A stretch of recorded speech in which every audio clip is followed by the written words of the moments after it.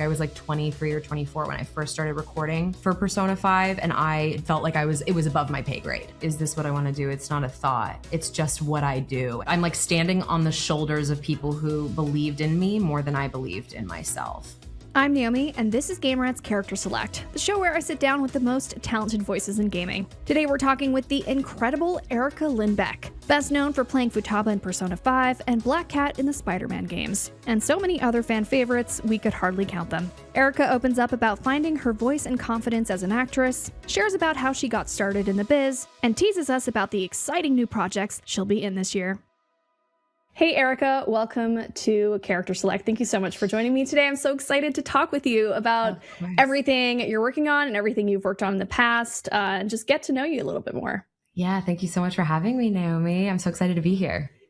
Yeah, it's been quite the journey seeing you, everything that you've worked on. I've followed you for years on Instagram, and I'm a big fan. We've known each other for a while. Yeah, I've known your stuff. Yeah, I feel like we've been in each other's orbits for a really long time now. 100%. We've done, yes, we definitely have like adjacent things that we've done, definitely when it comes to conventions as well. But I wanted to go back and like just get to know you a bit from the beginning of where this all started. Where did you grow up? What was it like where you lived, and how did you get inspired to enter the world of voice acting? Oh my gosh, what a wonderful question. It's also crazy to look back. I was actually funnily enough, I was at the Persona live concert last night at the Dolby, and I was with a lot of my cast members, and we were all just sort of thinking about how many years it's been. Like, I think that game came out in 2015, correct me if I'm wrong, but yeah, it's been 10 years. Like, it's so crazy. It feels like a blip. I know, it was wild. And it was so wild too to see him. I'm really happy I'm doing this interview today because it was last night. I'm still like buzzing from it, seeing all the fans. Like, the Persona fandom is just crazy. And that game was just, it did a lot for me, for my confidence. And also I think for my career, it really like put me on the map in a really big way. But anyway, sorry. I grew up in Greenville, North Carolina. Well, I was born in Boston, and my dad was doing his residency. He's a surgeon. And so when I was a little baby, I think I was like 18 months old, I moved to Greenville, North Carolina, because my dad, I guess, I don't know what surgeons do. Listen, I don't know how they get their jobs, but he started a practice there, an ear, nose, and throat practice. So grew up there. It's kind of a smaller city, but it's actually known for Mr. Beast now, which is kind of hilarious. Yeah. Like, that's really put Greenville on the map in a big way. But home to East Carolina University and the hospital there. So yeah, and I grew up riding horses, and then I stopped doing that. I don't know if you've ever ridden horses, but like it kind of takes I just started taking lessons at a place not too far from where I live. It will consume your life. And I tried to start back up actually, and I realized, it's either all or nothing. Like, I understand why I was able to do it because I had like very supportive parents, but also I had nothing else to do. Like, I just go to the barn after school every day and ride until like the sun went down, you know? Right. But I ended up stopping, and then I started doing community theater. My first role was Smiles and Frowns Playhouse. It was a production of A Little Princess, and I was Ermengarde St. John, and I wore this beautiful silky green, like emerald green dress, and I felt so pretty and I loved it. So I fell in love with theater.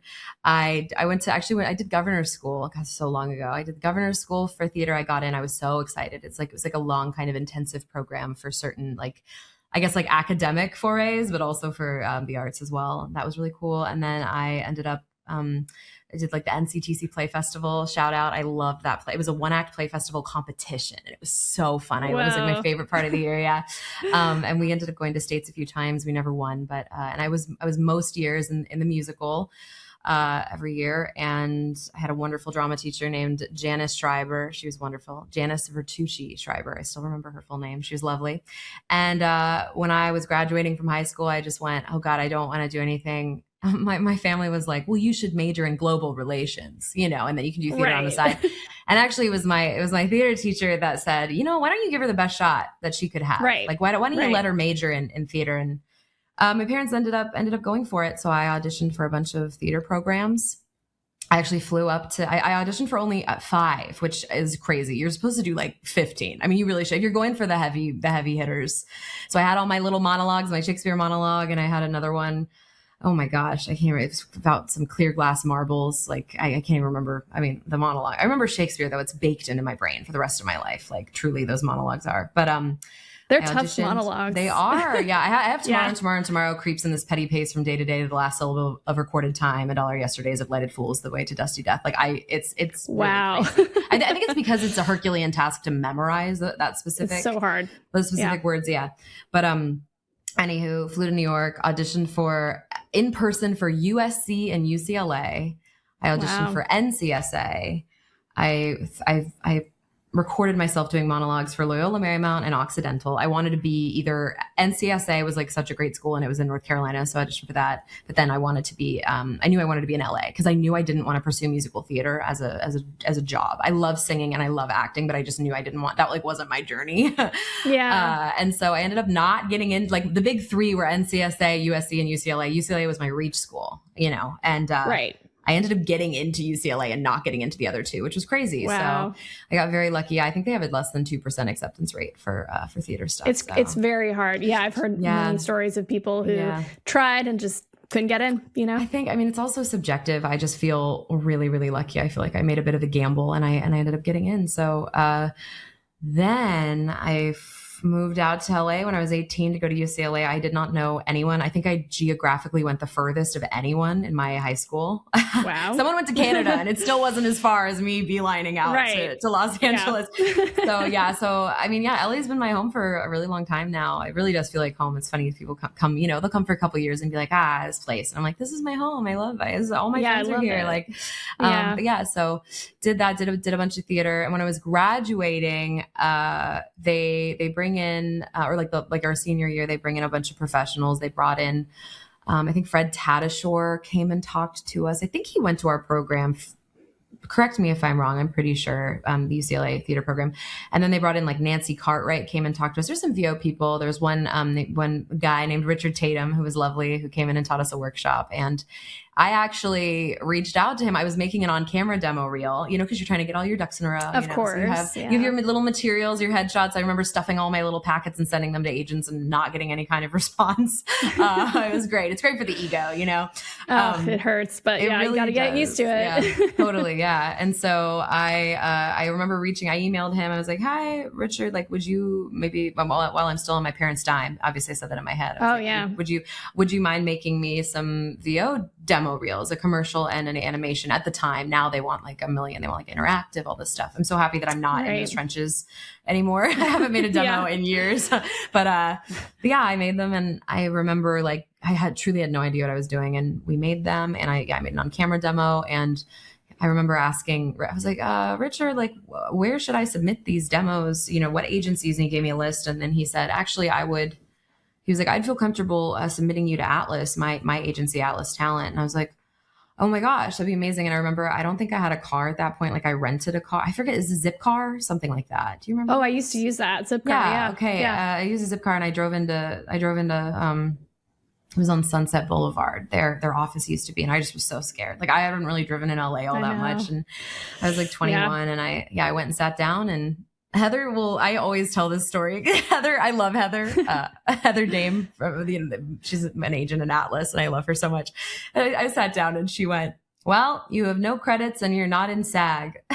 She went, she went, we'll give you a shot. She's like, we'll hip hop you. We'll give you a shot. She goes, I'm not kidding. She goes, we'll probably drop you, but we'll let you know what you need to work on. It'll be a good experience for you, which actually is not rude. That was really nice of her. It was honest. It was honest. Like truly, she was. I would have appreciated something like that. Truly, I agree. And I think that's probably why you and I are still out here doing this, right? Because you have to have a good mindset about it. You're like, thank you for the opportunity. Not everything is for you. It's okay. And so I remember going, like, she was like, all right, we're going to start sending you auditions. And I'm still in college. Like I'm still, trying to complete my senior year. And also what I loved about going to UCLA is like any degree from UCLA looks good. You know what I mean? I had a lot of GEs I had to do. I had to write papers for like Egyptian history, I had a lot in addition to all my theater classes. And so I remember going, I was like, oh my God. So I'm sharing this like this little apartment on 925 Gailey in Westwood. And I remember going and buying a bunch of foam and setting up my closet. And it was so bad. And I'd have to wait for my neighbor to stop rapping to try to do my auditions. It was just insane. Yeah. It was insane. I auditioned for 8 months. I didn't book anything. Oh my gosh. And then I remember I went in and in person actually, and I read for a role for a Barbie movie. And because back in those days, they would have you physically go in. And I just remember I remember it was raining that day, and I went in and I think I read for Skipper and Teresa. And I was like, that was weird. I don't think I'm cut out for this, but thanks for the opportunity. And then the next day I got a call from my agent. They said, hey, they want you to go in and read for Barbie. And I said, what? I went, I do not sound like Barbie. That's insane. Right. And so I did. And this was right after I'd graduated. My one job after graduating UCLA was Halloween Horror Nights. I was a scare actor. What a weird job. Yeah, I was in the Dracula maze. That must been fun. It was really fun. It was very LA. It felt very, it's kind of a cult, honestly. It's one of those things where a cult in like the best way, like being like a performer at a park, like a theme park. There was a moment where I saw my life forking into like two areas. And I went, oh no, like I can either go to the right and like work in theme parks, which like is not a bad job, of course, or I can go to the left and just keep pursuing this VO thing. Cause like I would go and I'd work on a video game and then I'd go and do my scare actor job at night. But, my train totally derailed. But yeah, anyway, Barbie happened right after I graduated. Barbie. I went and I read for Barbie, and then they were kind of Mattel was kind of overhauling Barbie at the time. And so they wanted nobody owns Barbie. I will never take full ownership of Barbie. There's lots of roles I do that I feel like a lot of people have done, and they've done an amazing job. And I'm just happy to like take up the torch for a little bit. But yeah, and Barbie, what was nice about Barbie is I was on a bunch of different projects. And so I had some job security. And so I remember thinking, oh, I can adopt a cat. I'm Barbie now. I can adopt a cat. Like I can afford to feed an animal. And so yeah. And then honestly, it just kind of, and I was working on some anime prior to that. My first job was an anime called Capellion. Yeah, I just kind of never stopped. Like I would go, actually the day before I was going to interview for a hostessing job, I got a call from Bang Zoom and they said, hey, would you mind coming in? And I was like, okay. And I'd never been really called in for anything. And I ended up going, it was like a producer's session for that show for Capellion. And I had never dubbed anime professionally. It was crazy. They really took a chance on me. And it was very kind of them. But I was like, okay, well, I guess I don't need a hostessing job right now. So I'll wait a couple months and then something else would just kind of come up, and then it never really stopped. Of course, like careers very much ebb and flow. Sometimes it's your year and sometimes it's not. But, for me, I'm like, as long as I can, pay for what the things I need, I feel like I'm doing pretty well. But anyway, that's kind of how it happened. I feel like that was pretty comprehensive. I'm proud of myself. Oh, yeah, totally. Yeah. And it's fascinating, too. And it seems like the industry kept telling you, like, no, this is the right spot. You're in the right area. Like, don't go to these other things. Like, this is for you. Well, also the other thing is when you find success in any kind of subset of this industry, you really don't want to buck the horse. You're like, I'm just going to keep doing this. And it's like, it's so funny. This week's been really fun because I got to go to this, this Persona concert and it was so lovely. And then the show Gameoverse that I'm in, which I'm really excited about, just got announced a few days ago, and I'm voicing Kit in that. And that's like a cool, I hesitate to even call it an indie animated series because Glitch is like so incredible, but they're huge. Yeah, there's just these things. I feel like for so long, I've fancied myself like a video game girly, and I love working on video games. And pound for pound, I work the most on video games. But I've been getting into this really cool like little animation kind of sector, niche. And like Smile. I work on like I'm do a bunch of stuff for Smiling Friends, which is so fun, and like Hell of a Boss, and now Gameoverse, which I can't wait for everyone to see the pilot in May. And yeah, it's just really cool. I love it. I feel like I'll be hyper focusing on something. That callback you didn't book or whatever, you audition, you never hear from the people again. And I'll be focusing so hard on one thing and then something else will just come out of nowhere and like knock me on my ass, something I never expected. And that's what I do love. I think I would be really bored at a desk job. I'm sure you would. I'm sure you can attest. I relate too. Yeah. I mean, I am at a desk right now, but yeah. I mean, same. Actually, I love that you're like, today, girl, we do have desk jobs. We do today, only for today. Do you, let's talk a little bit about Gameoverse, because just for people who are listening, like, it is an independent project, but, the people who made this game are huge online. Founder of Game Grumps is on it. His name's Aaron. I'm sure everyone who's watching this probably already knows Ego Raptor. That's right. And I literally looked it up because I was like, I just know Ross as Ross. And so I was like, oh, Rubber Ross. Oh, Rubber Ninja. Ross, yeah. I was like, okay. Because I didn't really, like, of course I knew of these people, but I just am like, oh, that's Aaron. Oh, that's Ross. Like, I'm like, oh, they have these big, like nom de plumes that they use online. Yeah. You know? Yeah. And it's an original score too by some of the makers of the music behind Hollow Knight, I think. I saw GoldenEye, Grant Kirkhope. Oh my God, the music. I just heard it. Banjo-Kazooie. I just heard it for the first time because Ross has been filling me in on a few things like here and there, a few little secrets, every once in a while. But hearing the music, I just went, oh my God, like this pilot, like this show is such a love letter to just anime and the best of anime and the best of games. And like, it's just, it's, and I mean, it's just amazing to work on, because even in a creative field, and I'm sure you can attest to this as well, is like things can feel sometimes a little soulless and sloggy. Do you know what I mean? Like sometimes you do jobs and you're like, well, okay, like, I mean, I love my job. I'm so grateful, but also it can feel a little bit, sometimes as with anything, you're like, I would rather just be, in my house, curled on my couch watching reality TV. Right. And then you get something like this and you just go, oh my God, I work 90 jobs. Or 99. I can count. I know math. I can do math. 99 jobs and the 100th is this. That's actually also how I felt about, funnily enough, segueing. I'm in a game called Marathon that's coming out in March. And I'm one of the playable characters in that. So cool. Yeah, she's friggin' awesome. And I got to work. I remember saying that actually when I walked out. I got to do this beautiful cinematic. It's like an 8-minute long cinematic, and it was directed by Alberto Mielgo, who worked on Love, Death, and Robots, like the Jibaro episode of Love, Death, and Robots. I know. Love that show. And I just remember going in and going, oh my God. I walked out of the booth and I went, I do 99 jobs so that the 100th can be this. I'm so excited, like people who are really, truly collaborators and want your input. And it's really cool. It's been a really cool year. And it's I'm like, what is it? January 20. I'm like, it's been a great year. It's been 1 month into the year. 1 month into the year, baby. I'm like, I have high hopes. Don't disappoint me, 2026. I'm really excited. It's off to a good start for the most part when it comes to career stuff. And actually, it is the Bungie Marathon game. There's a lot of hype around it. Coming out March 5th.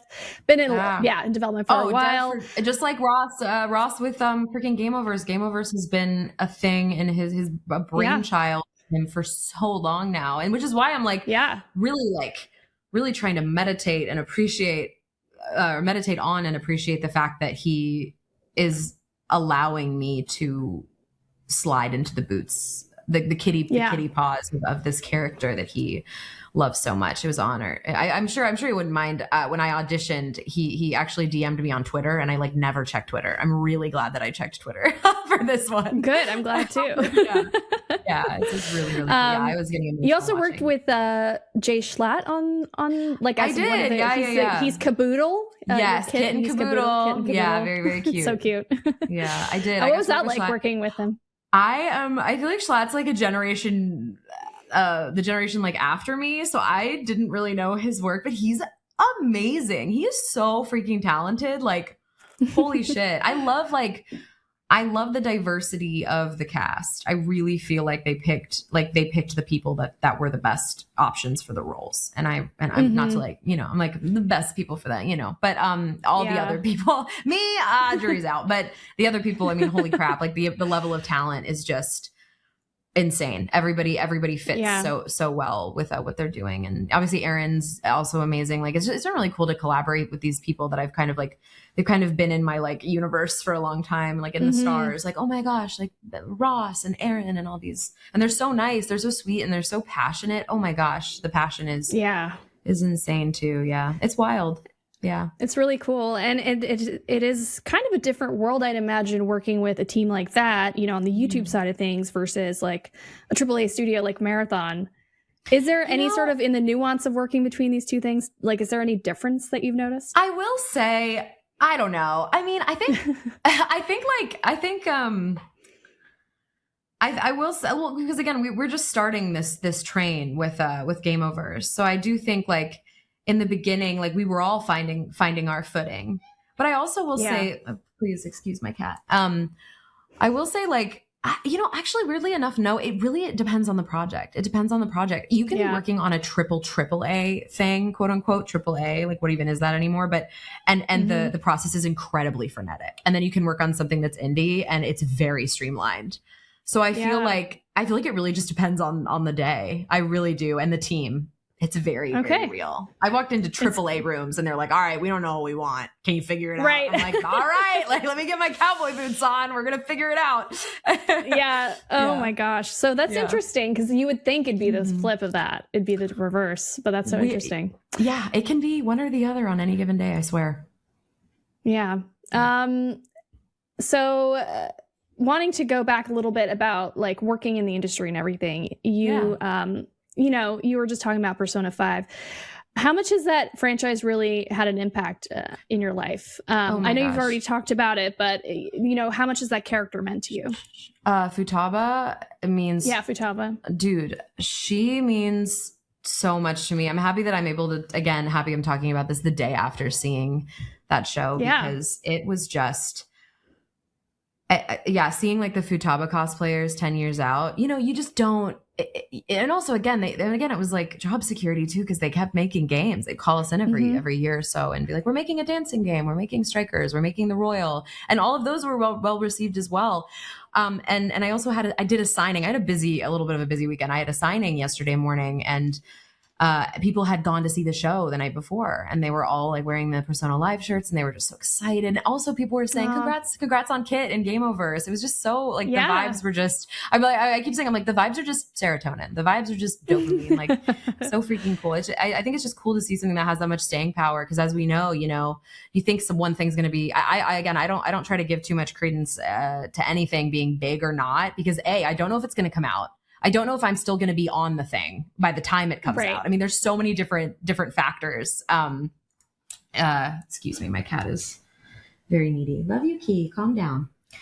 But with that one, I've said this many times before, but it's an incredibly character-driven franchise. Persona is, and I was so young. I think I was like 23 or 24 when I first started recording for Persona 5, and I felt like it was above my pay grade. I really did not feel that I belonged there. And I was offered the role of Futaba. I didn't audition. I had worked on Shin Megami Tensei Apocalypse, which was I think the release before Persona 5 for Atlas. And I had voiced a character named Asahi, and somebody on the team had said, "Oh, I hear who I would like for Futaba in her Asahi performance. I hear a little bit of Futaba." And I just remember they were like, "Oh, we have this like little hacker girl we want you to voice." And I went, "I don't sound like a hacker girl." And can you see the theme here? I'm like, I don't sound like Barbie. I don't sound like a hacker girl. I feel like my entire, like a little gremlin hacker girl, you know? Right. And because I know with a franchise like Persona, if you don't buy into the characters, if you don't love those characters, like the game is DOA. And a lot of people play the dub. A lot of people play the dub. So, it was incredibly, incredibly nerve wracking. And then she became this kind of fan favorite. And I mean, every Persona 5 character is a fan favorite, to be fair. But seeing the staying power has been absolutely insane. I was distracted by my cat trying to claw my thigh, but I hope I gave an okay answer there. It was a perfect answer. Yeah, you did great. Cat or no cat, it's good. Do you have animals? Do you have any animals over there? I have a dog. Yeah, I have a little French bulldog. He's not here today. He's outside because, you know, sometimes he'll fall asleep during my interviews and be snoring so loud that I have to cut the background noise. Oh, I love that. Isn't that the Frenchy way? Oh my gosh. They're so, you know when they're coming because they just... Everything they do is very loud. Oh, I remembered one more thing I wanted to say. What I was noodling around. My career has very much been built on the. I'm like standing on the shoulders of people who believed in me more than I believed in myself, and I'm still getting over that inferiority. Like that inferiority complex absolutely rears its head all the time. And I try to, I get better with each passing year, I get better at tamping it down a bit. But yeah, I just so many people believing in me, and I don't know what I did to deserve it, but I'm so grateful. Well, I think you have talked about this, like how it's something that is ingrained in you. Like, I think you've always had this as a part of you, that you've always known that this is what you want to do. Like, you embody it. People ask me a lot, when I'm, doing panels and things like, how did you know that this is what you wanted to do? And I'm like, it's never even been is this what I want to do? It's not a thought. It's just what I do. And I know that sounds so obtuse and like, and I wish I had a better answer, but I'm like, no, this is just what I do. It's just what I do, It's very therapeutic. Yeah. I have a lot of big feelings. I think this is a good job for me. Yeah. You get to express them. Actually, you said that before in Behind the Voice. You talked about how for you, it's not about the voice, it's about the character. Yes. I said that to someone yesterday. I'm like, don't worry about the, don't worry about the sound so much. Unless there's an accent or an age, don't worry about the sound is like secondary, maybe even tertiary. Like, it's just not important. It's about, can you like create a character that other people will listen and go, oh, I know who that is. Oh, I believe that. I believe that that's a person. But then on the flip side, right, steal from the best. I mean, some of my demo reel characters were me watching Naruto and going, okay, well, Stephanie Sheh naturally sounds like this. So how is she doing Hinata?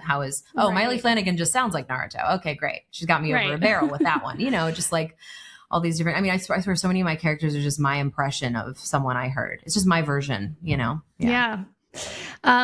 Is anime something that because you talk about watching Naruto, is that something that you've always like gravitated towards? Like, what kind of content do you yourself consume as someone who works in this industry? Watch or game wise, if you play anything? I've just started playing Enshrouded. Which is like actually, I don't even know technically what the game, we roam around and like just clear dungeons together. I think it's in beta or alpha. I don't know. My friends are much bigger gamers than I am, but it's honestly, I keep all my nights clear these days so that I can just play Enshrouded with my friends. It's kind of like Valheim. It's a little bit similar to Valheim, which I have not played because I know it's really hard. So I'm not going to play that. But like my friend, Amanda Amelie, she's a VTuber, Multiverse Monarch is her like VTuber name, but we play Enshrouded, my friends Nick and Jen, and Amanda loves decorating and building and farming and like capturing fey deer for us and like little bunnies, and I'm just like, I want a big broadsword. I want to find the biggest broadsword in all the land, and I want to fight all these mean dungeon creatures. Like I'm like, I just want to protect my little family. I played a lot of Dead by Daylight as far as love that game. Grew up playing a lot of Barbie Riding Club, of course, when I was younger. But I played, oh my gosh. Yeah. So I bought my brother, I will never forget this. I bought my brother Assassin's Creed 2. He's like 7 years younger than me. And he never played it. So I said, okay, fine, I'm going to play it. And I fell in love with Assassin's Creed 2 through Revelations. Those were some of my favorite games. I cried so hard. I loved those games. Don't tell Roger. He already has a big enough ego, but he's great at those games. And then I played BioShock. I remember that was actually BioShock and BioShock 2 were like, I loved Rapture so much. I loved Infinite too, but I just love Rapture. And I remember one of the first times I ever clocked VO was hearing the splicers. I just thought they were so scary. And I want to do that. Oh my gosh. And then what's crazy about playing those games like 15, years ago is now I'll go in the room with someone and they'll go, oh yeah, I worked on that. Oh yeah, I did sound design for that or whatever. So we're working with an actor who, worked on something that you're you're like, oh my gosh, I'm just a fangirl now. But anime wise, I used to watch a lot of anime. Hellsing is my favorite anime of all time. I love Hellsing Ultimate probably over the 13 episode anime series, but as any Hellsing fan knows, the 13 episode anime series that's not canon with the manga has the superior soundtrack. So yeah, but Hellsing Ultimate's great. I love it. I have a tattoo from Hellsing Ultimate on my back. It's technically from the Ripley Scroll, which is a real alchemical manuscript. So like I have a little like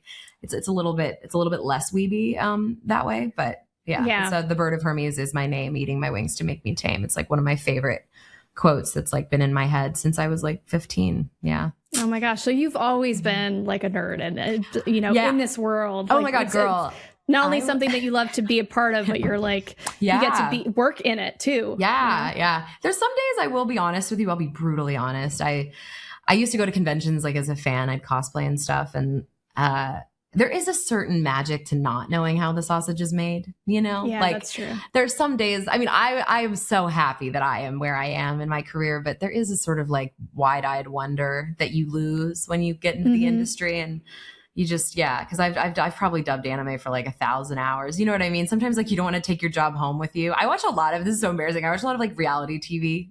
Yeah, because it's easy. I watch a lot of reality TV. I am getting back into video games though. I just have a really rough time. I don't know if you're like this, but I have a really rough time compartmentalizing things and being like, hey, you actually can sit and play video games for a couple hours. If I have anything else to do with my day, I cannot. And I'm getting better at it. That's what I'm really trying to do this year, is be like, okay, you're allowed to sit and just rot. I call it rotting. Relax. Just rot for a little bit. Like, it's okay. The work's going to be there. Like, you're fine. Yeah, I definitely experienced that, because you always feel like I need to be productive. I need to do something. Like, there's always something that I could be doing. Yeah. It's the constant struggle. Talk to me about what it was like, because I'm a big fan of this game, the Spider-Man games. I love it. I was just seeing the black cat. I just put that back there. It's there you go. An artist drew a little black cat doodle for me. It was so cool. From cute. Yeah. So of course you are famously the voice of Felicia Hardy, Black Cat, in the Insomniac Spider-Man games. Tell me about the experience of playing her. Oh my gosh. Well, yeah, you'd have to take it back about 10 years. I think I was like 20. No, not 10 years, 8 years. Yeah. I'm 33 now. I was like 25 when I started working on it. I remember auditioning. I had just taken a workshop with Jeremy Hall, who was actually working in casting for Spider-Man. I think I didn't know. I mean, I didn't know where they were in their process. I thought that game was already, finished, but he gave me some really, really good pointers. And actually one of the sides was Mary Jane, was MJ from that game. And I remember reading it, and he said something, it was some Latin word and I can't remember. It was like, always for the love, Erica. It's always for the love. Cause I have a tendency with my reads to be very like sarcastic, and I can be a little bit antagonistic just off the jump, a little bit aggressive. Right. He just I remember he told me, hey, you love him. He is coming through your window in the middle of the night and he's injured and you're mad at him and you're not together anymore because you just had a fight, but like, he's injured and you do love Peter. And it really changed me. I went, oh yeah, I forgot. You don't have to go for the throat every time, Erica, in my regular life. And also, when I'm reading sides. And I remember that really stuck with me. But it was funny. Yeah. Obviously non sequitur to getting the auditions for Black. Okay. Key, honey bunch. You gotta give it a break. I love you. I got on the sides for Black Cat. I didn't know. I actually didn't know. I think it was all codenamed to hell, but I read for it. I threw it into the ether like I do with everything else. And then I got a call back. I had to change a flight. I was supposed to fly out the day before, and I went, oh God, well, I'm not going to get this. But I knew what it was at that point. I was like, I'm not going to get this. And I remember finding out after that I went in, I did the callback, and they filmed it because they didn't have the whole team there. And I remember they said when I walked out, they pulled up her concept art and they played my callback, and they said, okay, we're good. That's it. We got it. Nice. And I got to do my first like mocap sessions doing Black Cat. Like I did some facial capture for her for the cinematics. And then for the second game, I actually got to do like full mocap, not the stunts. No, not the stunts, but right. Yeah, it was Would really you have fun. done them if they asked you? If they had said, we'll train you for like a couple months. Yeah, absolutely. Yeah. But you should see those girls. Holy crap. They're flipping and flapping and dipping all over the place. True athletes and acrobats. Crazy. It's I just did an operator for Call of Duty, and I went in for like the one mocap day, and I have a gripe with the mocap community, and here it is. They block everything for right-handed people, and I'm left-handed. So try holding one of those big, heavy prop guns, and not even with your dominant. It was a mess. I was so mad. It's good for me to know as a left-hander. Oh yeah, it's really rough. I had to do for Spider-Man 2 too. I remember like I'm holding, Doctor Strange's freaking artifact with my right hand because they had already blocked it out, and I was like, I am not ambidextrous. Like it was heavy anyway. The prop was heavy anyway, and I'm mad. It's your weaker arm. I'm oppressed. Yeah, it was bad. You can almost see it in the mocap. You can see when she shakes it. She's like, your arm's just like a spaghetti noodle. I'm like, that's your fault, okay? Right. Consider me. Yeah, please. Yeah. Was there so you work on these really cool projects. You do mocap, you do voice, and clearly you're a big fan of the material, like a lot of the material and the content that you're a part of. When it comes to TV and movies, the fact that we're seeing so many in the video game space coming out and being very successful, The Last of Us, all that. Have you ever considered going to see how the cookie is made in there? Oh, like working in the on-camera Like, have you ever considered going to see, switching over and starting to do more on-camera stuff? It's definitely a consideration. It's honestly just really daunting. The idea of it's very daunting. And maybe it's an ego thing. Please, like, check me here. It might be. because the idea is tough because I feel like if I went over there, it would be like, nobody knows who you are. You're dirt on the bottom of our shoe. I'd have to claw my way up. Not that anyone would actually treat me that way. That's probably just me projecting. But the idea of having to claw my way up, like, or attempt to, would be really tough. But no, it's on my heart. I would definitely. I could see you doing some cool like Southern roles or something. Yeah, I mean, or like on the farm or like Yellowstone. You know what? I would love to be in something like Yellowstone. I also, the other thing is, what I found is I am it might be my like hyper fixated ADD brain, but I have a rough time focusing on multiple things. I'm like a horse at a race who's just like frothing at the bit. And my one goal is just to do the thing and get to the end. I am not good at like juggling a bunch of different things. So for me, I'm like, this is my thing. I do it really well. I'm an actor. That's what I do. Yeah. I'm trying to get better at seeing the gray area in things and diversifying a little bit and going, hey, it doesn't actually have to be just this. But I did, hey, listen, I've done a little bit of on camera. I was the live action nurse for one scene in Smiling Friends. And I also did Jennifer Coolidge. I did a Jennifer Coolidge impression for Brandon Rogers' last video. And it was freaking fun. Well, heck yeah. It was really, can you replicate your Jennifer Coolidge? Oh my gosh, wait. My God. Makes me want a hot dog real bad. Yeah. That is so good. It was Jennifer Coolidge's Balloon Farm. I'll send you the clip. I think Brandon's going to clip it for me. It's already out. But yeah, I've done a little bit, but it's been like really silly stuff. And I'm very heavy on the improv training. Like comedy and drama go very, very hand in hand. But I was on the improv team at UCLA. Like I've done so much improv. For any actor too, I'd say take improv classes. I always forget to say that because I think it really helps. I improvise a lot. And if you're working on a project with not stuffy people, they'll let you improvise. They're not completely married to all their writing, of course, except for like with anime, or like where you're stuck with timing. I mean, you kind of have to work within those parameters. But I love working on things when people I could see you have my way a little bit. Yeah, I could see you doing like dabbling in that or like doing some more of the on camera stuff. Yeah, maybe. Who knows? What I would love is for one of my friends to just make a really fun indie movie. Can one of my friends just make an indie movie and cast me in it so I don't have to bother with anything else? What genre would you want horror? Them to? I love horror. I was going to ask if it was horror. Yeah, I love horror movies. Yeah, I love watching horror movies. Sorry, I just said that like 6 times, but I do. I really love them. Yeah, horror the all fake day, blood every day, and everything. Yeah, actually it's funny. Body horror kind of weirds me out a little bit. I love religious horror. I love psychological horror, all that. Mm-hmm. The Ring scared the piss out of me when I was younger. Oh my gosh. Oh yeah. Wait, did you go see the Paranormal Activity stage show? I didn't go see the stage show, but I love those movies. Girl, love them. It is so good. You have to go see it if it comes back. I'll go see it with you. Seriously, I loved it. It is so good. It really like reignited my love for theater. Because I have the attention span of a worm, and so it's really hard for me. And I think our attention span collectively as a population is like lowering by the day. Oh yeah, it's not getting better. Crap, it really and it's not like so scary. There's like a couple they really pick their scares, but it's more impressive and beautiful. And the story is just it's freaking awesome. I loved it. We should find a showing or let's fly somewhere. We can make a weekend of it. It'll be fun. That would be so amazing. Yeah, love that. Those movies were like the first movies I watched where I was like, I was just scared.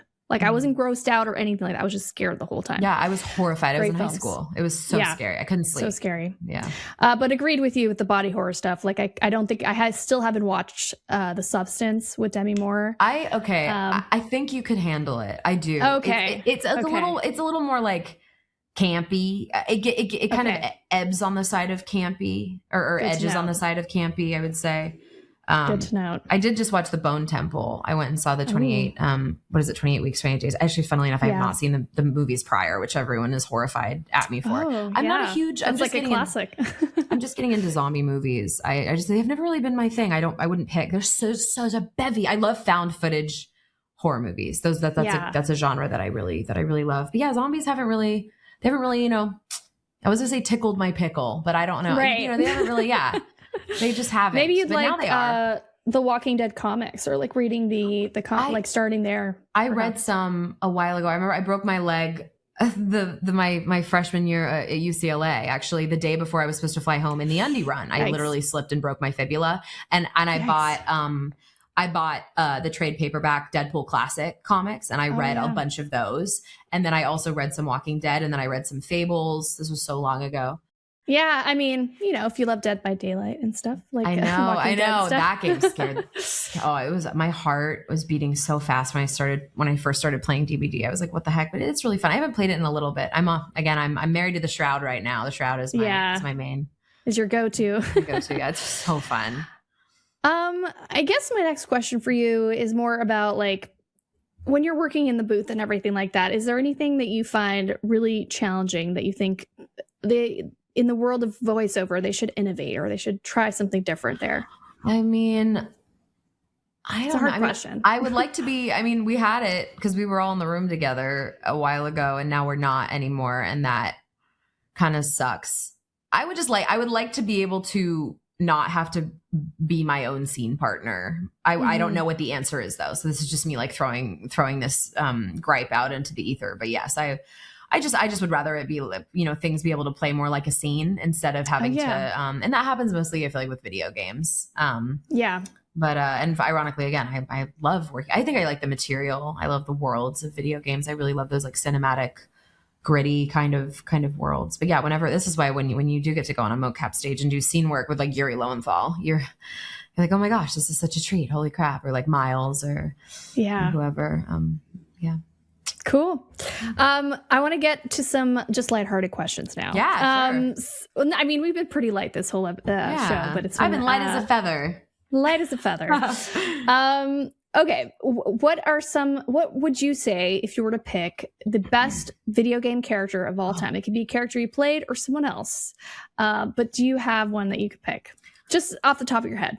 I'd say like Ezio Auditore Differenze, probably. I love Ezio off the top of my head. If you let me think about it for a minute more, I'll have a different one though. So that's a great franchise, and I don't think you're wrong. That's like a really good pick. What about 3 favorite games of all time? Oh my God. Well, off the top of my head, I'd say, I love Enshrouded. Yeah. Oh, yeah. Assassin's Creed. Mm-hmm. With my brain right now, or like you said all time, right? Yeah, like kind of your go-to, like in your head when you think these were the games I had the most fun. Well, Assassin's Creed annoyed me. Some of those missions were really like because I'm not very good at video games. I'd say BioShock, the first BioShock, Assassin's Creed, and I'll put Enshrouded in there because I'm just loving playing it so much. Those are great. All right, this or that. So basically, I'm going to say 2 things, and you have to pick one. You have to pick one. I have to on pain of death. You have to. But you don't have to explain your reasoning, but you can if you want. Mm-hmm. All right. Cold reads or heavily prepped scripts? Cold reads. AAA or passion project? Passion project. Character you've played before or a new character you've never voiced before? Character I've played before, actually. Love it. Comedy roles or dramatic? Dramedy. I'd say comedy. I think they go hand in hand, though. Yeah, I agree. I agree. Okay, this one might be easier. Mocap or recording booth? Oh. Mocap, because it's more of a challenge for me. It's a lot. Okay. It's a lot when you're used to being in the booth. Whatever thing you're more used to doing, the other thing is a little harder. So, I want to embrace that which I fear. Yeah, love that. Yeah. Action adventure or JRPG?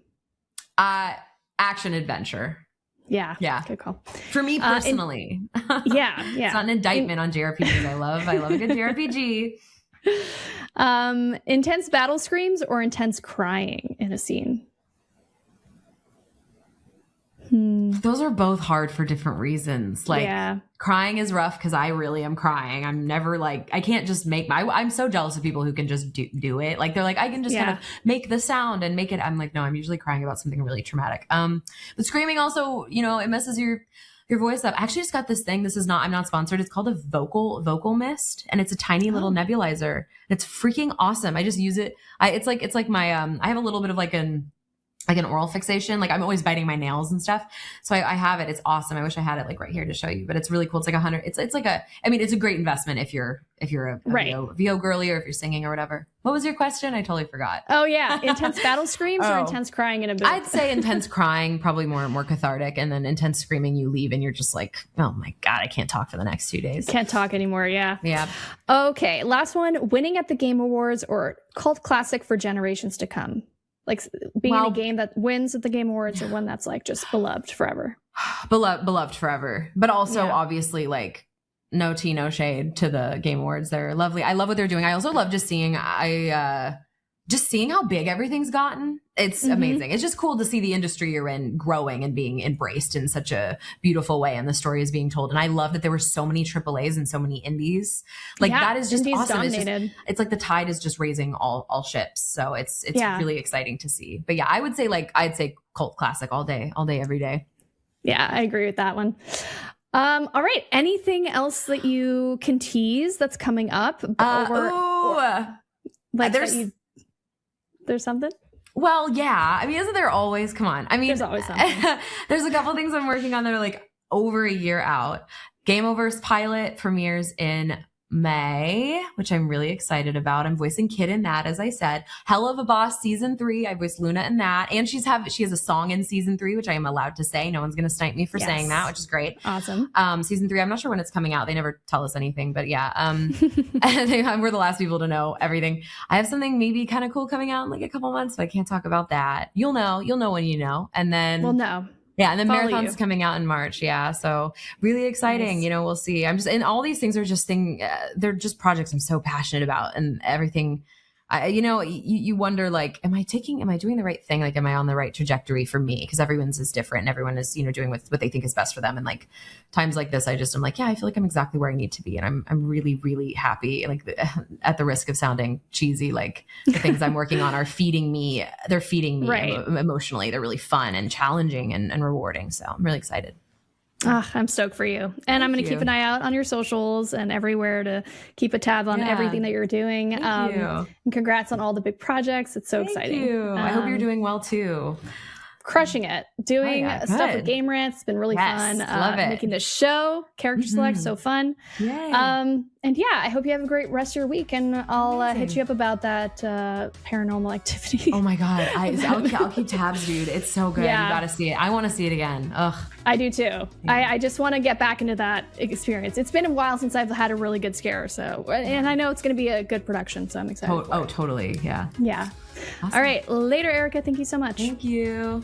Thanks for tuning in to our show with Erica Lindbeck today. In case you missed it, be sure to watch our previous episodes with folks like Sean Layden and Brianna White. And make sure to like this video and subscribe to our brand new channel so you can help the channel grow. Catch you next episode.